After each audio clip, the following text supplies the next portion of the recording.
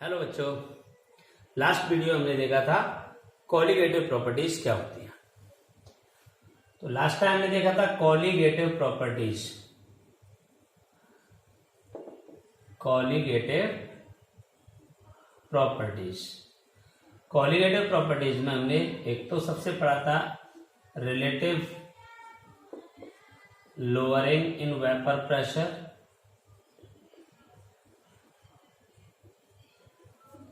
Relative lowering in vapour pressure. दूसरी colligative property थी elevation in boiling point.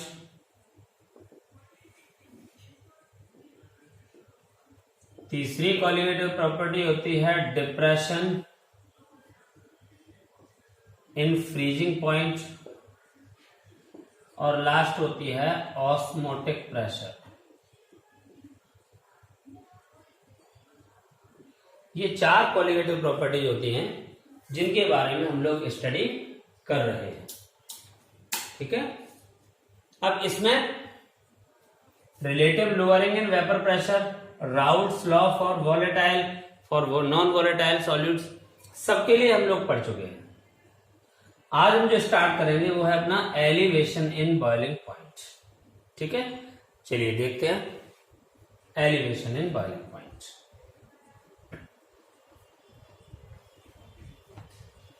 तो आज का टॉपिक होगा elevation in boiling point. Elevation का मतलब जानते हैं? एलिवेशन मतलब होता है बढ़ना। जैसे एलिवेटर होता है ना, लिफ्ट कहते हैं, जैसे नीचे से बैठो आप ऊपर से नीचे ऊपर तक चले जाएंगे, तो ये एलिवेटर है, नीचे से ऊपर ले जा रहा है। यहां पर भी एलिवेशन का मतलब होगा बढ़ना, जो आपके बॉइलिंग पॉइंट को बढ़ा रहा है। सपोज करो वाटर 100 डिग्री सेल्सियस पे बॉयल होता है, अगर आप उसमें नॉन वोलेटाइल सॉल्यूट ऐड करते हैं तो उसका वेपर प्रेशर कम होगा, इसकी वजह से बॉइलिंग पॉइंट बढ़ जाएगा। ठीक है, तो ये रिलेशन तो हम पहले पढ़ चुके हैं वेपर प्रेशर और बॉइलिंग पॉइंट का। यहां पर देखिए कोई लिक्विड लिया हमने, ये यहां पर सॉल्वेंट, इस सॉल्वेंट में ऐड करते हैं नॉन वॉलेटाइल सॉल्यूट। तो जब सॉल्वेंट के अंदर नॉन वॉलेटाइल सॉल्यूट ऐड किया जाता है तो उसका जो वेपर प्रेशर है वो कम हो जाता है। क्या हो जाता है? वेपर प्रेशर डिक्रीज हो जाता है, इसलिए बॉइलिंग पॉइंट बढ़ जाता है। अब बात आती है कि वेपर प्रेशर का बॉइलिंग पॉइंट से रिलेशन क्या है। तो पहले हमें बॉइलिंग पॉइंट के बारे में समझना होगा। What do you mean by boiling point of solution? तो boiling point, the constant temperature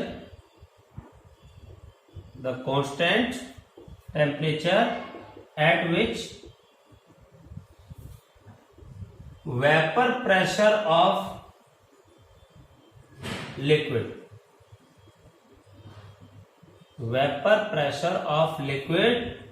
become equal to atmospheric pressure।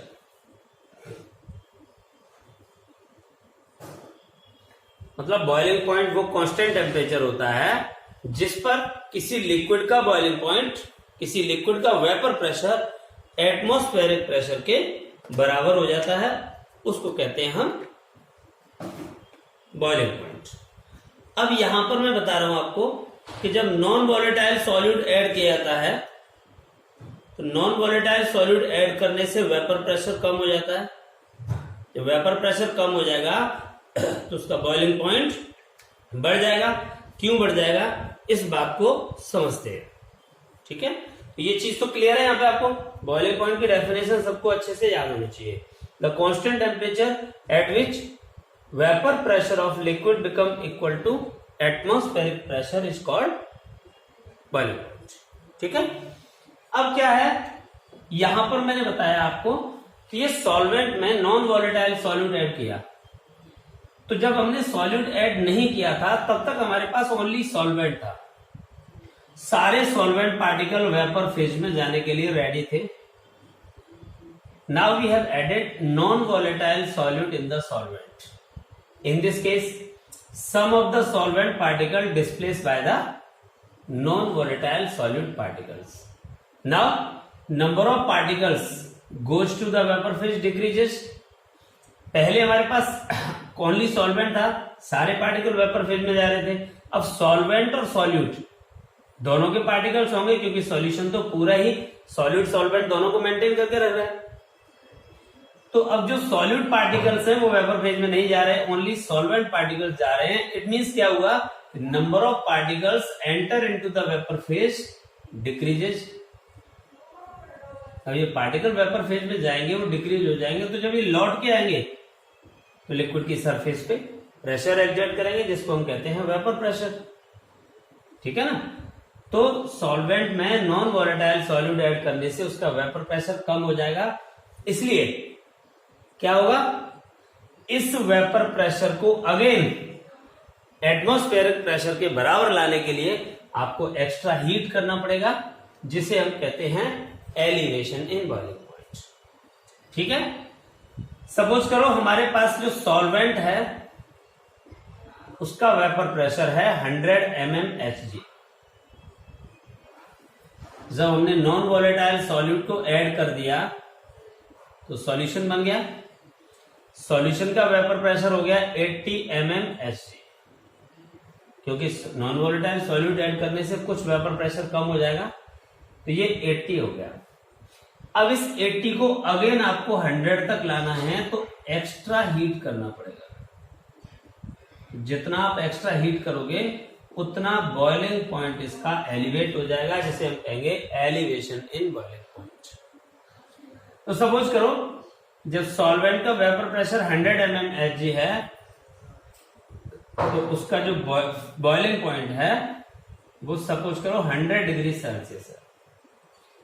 अब जब सॉल्यूट ऐड कर देंगे तो उसका सॉल्यूशन का जो वेपर प्रेशर है वो कम हो गया। अब इस वेपर प्रेशर को वापस 100 तक लाने के लिए मुझे 2 डिग्री टेम्परेचर और बढ़ाना पड़ा उसका। तो जो सॉल्यूशन होगा उसका बॉइलिंग पॉइंट हो जाएगा 102 डिग्री सेल्सियस। तो कितना चेंज आया, डेल्टा मतलब चेंज, टी मतलब टेम्परेचर, बी मतलब बॉइलिंग। तो टेम्परेचर में कितना चेंज आया बॉइलिंग वाले में, उसे निकालने के लिए क्या करना पड़ेगा मुझे, solution minus solvent. It is called elevation in boiling point. तो इस एक्सपेरिमेंट के अकॉर्डिंग अपने पास कितना है, 102 minus 102 degree Celsius is the elevation in boiling point on adding non volatile solute in the given solvent. Clear. तो definition क्या बन जाएगी इसकी, डेफिनेशन देखिएगा इसके according, difference in the boiling point of solution and pure solvent is called its elevation in boiling point. अब आता है कि reason, what is the reason of elevation in boiling point. तो बड़ा सिंपल सा फंडा बताया अभी मैंने कि vapour pressure is inversely proportional to boiling point होता है। वेपर प्रेशर रिड्यूस होता है on adding non volatile solute, इसलिए बॉइलिंग पॉइंट क्या हो जाएगा बेटा, इंक्रीज हो जाएगा। क्यों, क्योंकि वेपर प्रेशर अगर कम हो रहा है तो नॉन वोलेटाइल सॉल्यूट ऐड करने से वेपर प्रेशर कम हो रहा है, तो इस वेपर प्रेशर को अगेन एटमॉस्फेरिक प्रेशर के बराबर लाने के लिए एक्स्ट्रा हीट करना पड़ेगा, इसलिए बॉइलिंग पॉइंट बढ़ जाता है। ये इसका रीजन हो गया। क्लियर है। इसे ग्राफिकल मेथड से और समझते हैं। देखिए यहां पे ग्राफ प्लॉट करें, बाय एक्सिस पे लिया हमने वेपर प्रेशर, एक्स एक्सिस पे लेते हैं हम लोग बॉइलिंग पॉइंट मतलब टेम्परेचर। तो इस तरह का ग्राफ प्लॉट होके आता है सॉल्वेंट एंड सॉल्यूशन के बीच में, क्योंकि हमारा जो रिलेशन है उसके अकॉर्डिंग बता रहे हैं आपको। यहां पे एक पॉइंट, पर्टिकुलर पॉइंट पे मैं ऑब्जर्व कर रहा हूं ये हमारा कोई टेम्परेचर T है। इस टेम्परेचर T पर अगर वेपर प्रेशर ऑब्जर्व किया जाए तो vapour pressure of solvent is greater than vapour pressure of solution. Solution का जो वेपर प्रेशर है वो कम है, सॉल्वेंट का वेपर प्रेशर ज्यादा है। तो ये जो पॉइंट्स हैं वो किसका हो गया, P0, और ये जो पॉइंट है वो PS, vapour pressure of solvent, vapour pressure of solution. But एक पर्टिकुलर वेपर प्रेशर पे आप टेम्परेचर ऑब्जर्व करते हो, तो आप देखिए एक पर्टिकुलर वेपर प्रेशर पे ये जो टेम्परेचर होगा that is the T0, boiling point of solvent. Same vapour pressure पे ये जो होगा वो TS होगा, बॉइलिंग पॉइंट ऑफ सॉल्यूशन। तो यहां पे आप देखिए TS is greater than T0 exactly, but ऊपर अगर इसे देखिया जाए तो P0 is greater than PS।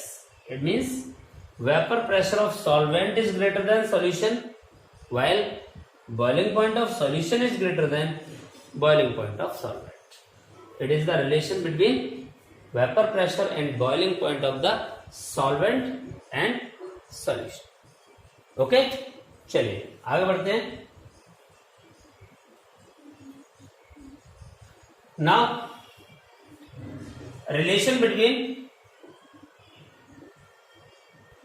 elevation in boiling point,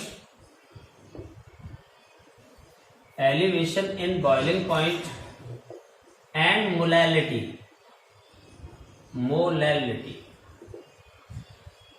तो एलिवेशन इन बॉइलिंग पॉइंट और मोलैलिटी में क्या रिलेशन होगा, elevation in boiling point is directly proportional to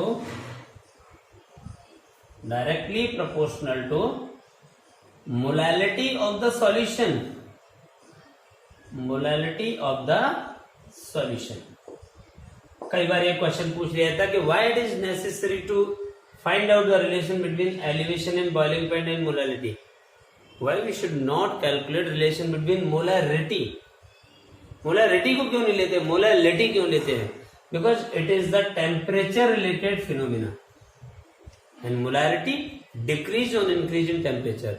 that's why concentration of solution in molarity is different in the solvent and solution.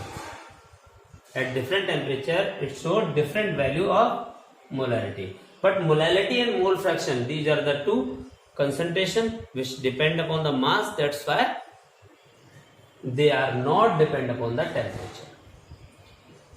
Delta TB, delta difference T temperature, B boiling, it means difference in temperature of boiling, means elevation in boiling point is directly proportional to molality.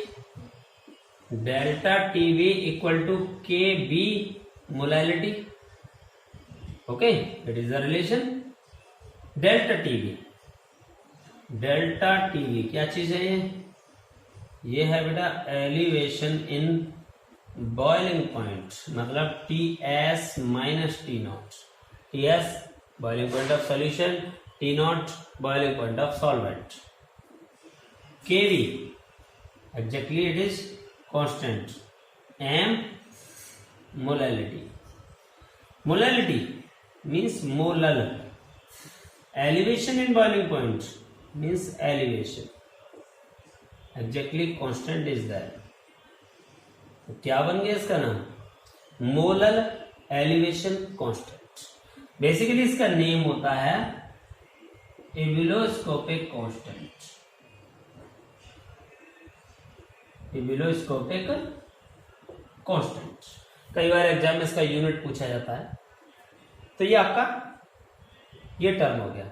अच्छा, ये दोनों फॉर्मूले ये जो है इस फॉर्मूले को यूज करेंगे non associate and non dissociate molecules. मतलब non associate non dissociate means carboxylic acid and ionic compound उनके लिए वेंट ऑफ फैक्टर यूज करना होता है, इसलिए ये वाला काम नहीं करेगा, उसमें हमें वेंट ऑफ फैक्टर को यूज करना होगा। ठीक, वी नो मोलैलिटी बराबर क्या होता है, WV into 1000 upon MB into WA mass of solute, molar mass of solute, mass of solvent. अगर ये वाली वैल्यू मैं इसमें पुट करता हूं तो क्या फॉर्मूला बनेगा, देखो delta TV equal to KB as it is रहेगा इंटू मोलैलिटी की जगह पर मोलैलिटी की value WV into 1000 upon MV into WA। ये हमारा एक 4 स्टार फॉर्मूला बन गया बेटा। बोर्ड में 3 मार्क्स का न्यूमेरिकल स्पेस जरूर आता है, इसीलिए सभी लोग इसे बहुत अच्छे से तैयार करेंगे। Delta TV elevation in boiling point, molal elevation constant, mass of solute, molar mass of solute, mass of solvent.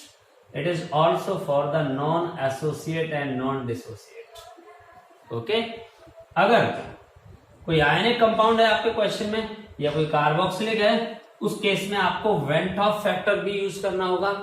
तब हम क्या फॉर्मूला लगाएंगे, यानी कि for ionic and carboxylic acids exactly these are associate और dissociate and dissociate both molecules. तो delta TV equal to I KB molality, एक तो ये, दूसरा इसमें भी लगा सकते हैं। तो delta TV equal to I KB into WV into 1000 upon MB into WA।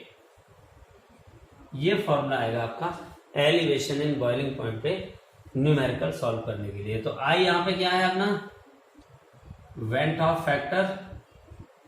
Went Hoff factor बताया था, अगर कोई ऐसा कंपाउंड है तो कंप्लीटली आयनाइज हो जाता है, तो जितने आयंस प्रोड्यूस करेगा वो आपके आई की वैल्यू होगी। पार्शियली आयनाइज होता है तो उसके लिए फॉर्मूला दूसरा बताया था मैंने, alpha equals to I-1 upon N-1, where N is the number of ions produce after dissociation. ठीक, इस तरीके से हम वेंट ऑफ फैक्टर को यूज करके डिसोसिएशन के लिए निकाल सकते हैं, ऐसे ही एसोसिएशन के लिए भी है, मैंने पिछले वीडियो में बता दिया। ठीक, ओके, चलिए अब बात आती है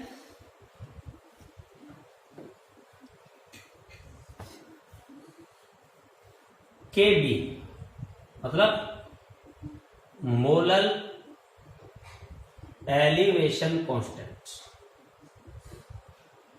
that is also known as ebullioscopic constant. Okay, अभी पिछले फॉर्मूले में हमने देखा delta TV equal to KB molality. अगर केवी निकालना होगा तो डेल्टा टीवी अपॉन एम ये हो जाएगा। तो अगर आपकी सॉल्यूशन की मोलैलिटी 1 है तो elevation in boiling point is equal to ebullioscopic constant. Yes, exactly यही डेफिनेशन हम लोग यूज करते हैं, elevation in boiling point of 1 molar solution, यानी अगर आपका ये 1 हो जाएगा तो delta TV equal to KB हो जाएगा। Elevation in boiling point of 1 molar solution is called